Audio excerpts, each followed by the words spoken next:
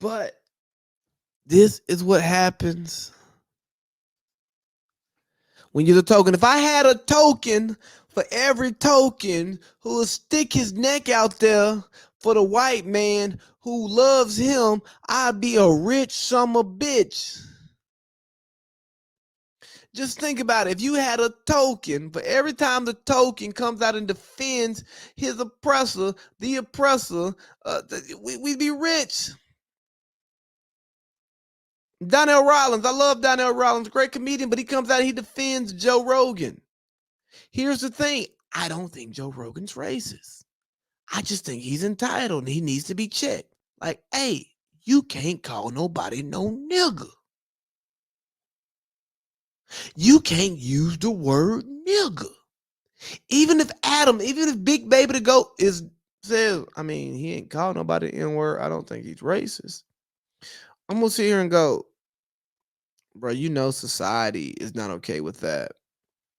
So why would you do it? And I mean, in so many spaces there isn't a societal standard, but the N word is pretty solid. If you're not black, don't say it. But then you have the tokens like Tiki Barber, and this is going back to the NFL when the Mara family was catching flack for their hiring practices and how they were treating Brian Flores. Tiki Barber comes out and is pretty much defending them. Not pretty much. He is defending them, saying that they're not racist. They hire black players. Like, bruh. So what? They pay black players millions of dollars to support their billion-dollar enterprise. Duh. They about a dollar. It's 50 cent. They were about their coins. They about their check. And just because they'll pay a black person to be on their team doesn't mean they'll pay a black person to lead their team. They haven't had a black head coach. They haven't had only black quarterback they had take snaps for them was Geno Smith. He was a backup.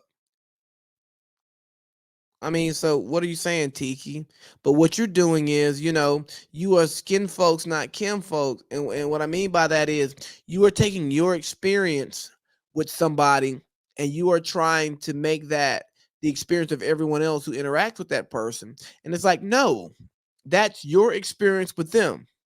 It's okay for that to be your experience. I'm okay with you embracing that experience. I'm okay with you saying, like, hey, well, here's how they treated me. Like Shannon Sharp talks about, I tell people this is how so and so treated me, but I can't say that's going to be your experience. And if that's the role you're going to take, you talk about your specific experience, I'm with it.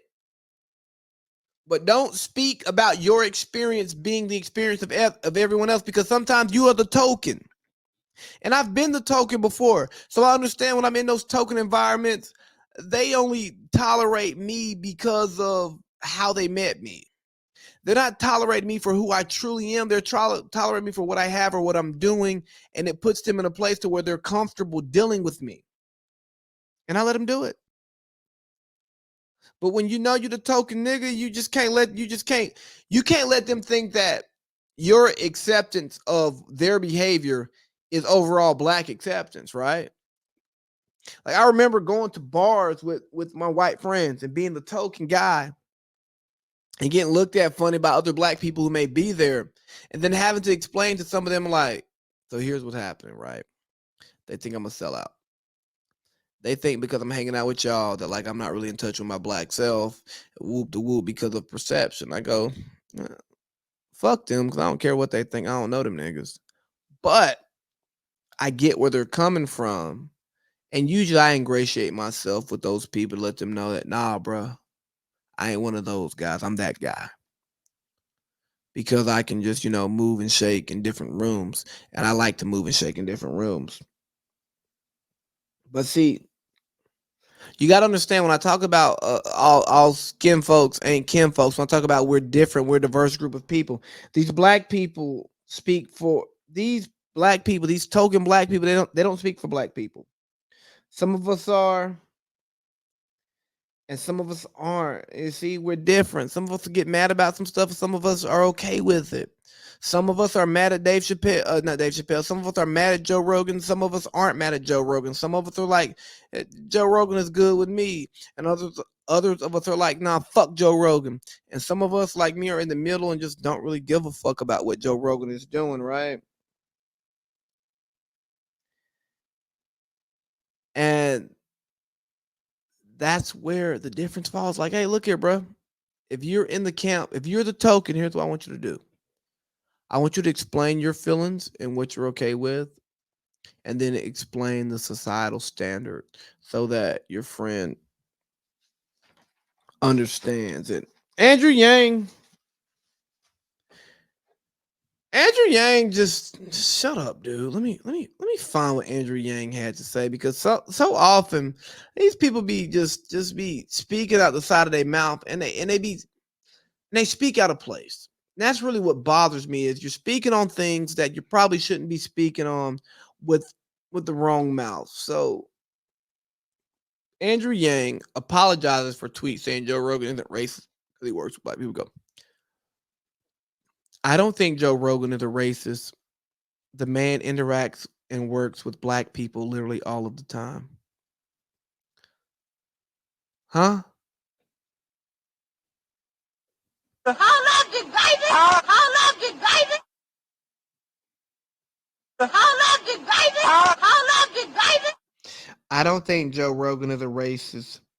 The man interacts and works with black people literally all of the time.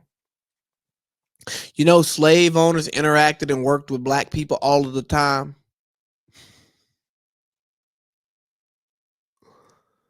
You know, the Klan interacted and worked with black people all of the time.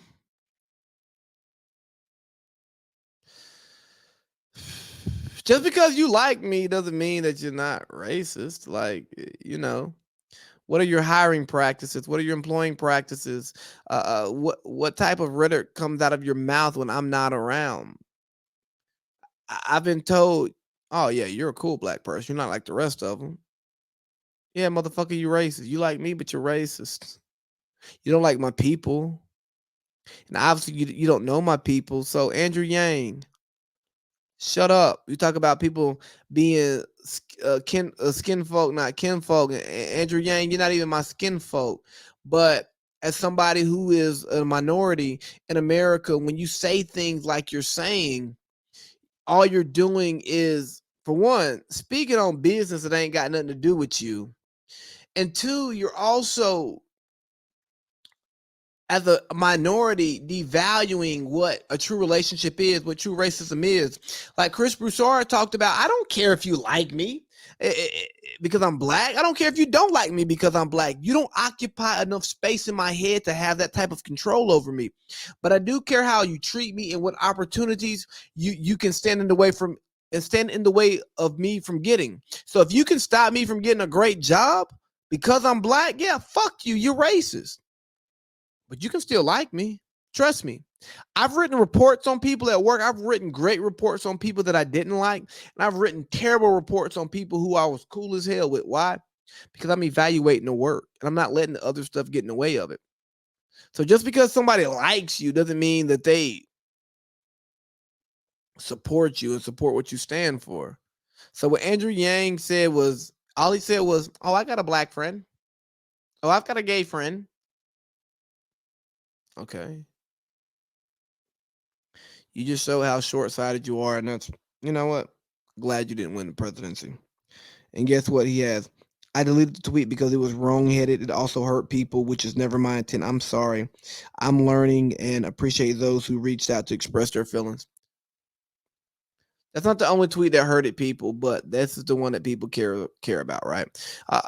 Look, bro, y'all gotta stop deleting stuff because it hurts people's feelings. People's feelings are gonna always be hurt because